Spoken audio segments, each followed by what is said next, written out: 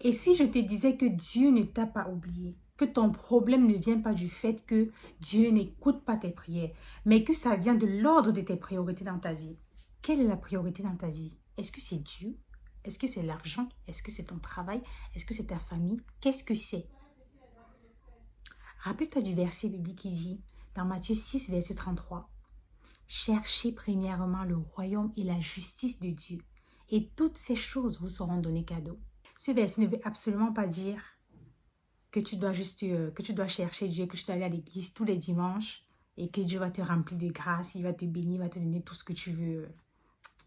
C'est bien plus profond que ça. Ici, Dieu t'invite à le mettre en priorité. Tu dois mettre Dieu au premier plan de ta vie. Tu dois consulter Dieu dans toutes les décisions que tu prends. Dieu doit être au centre de tes décisions.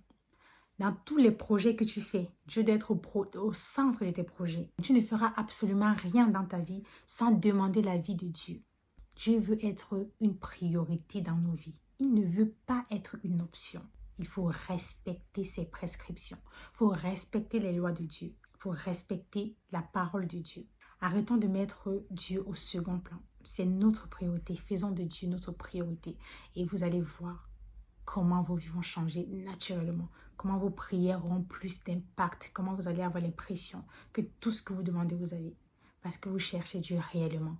Pas pour ce qu'il va vous donner, mais pour ce qu'il est.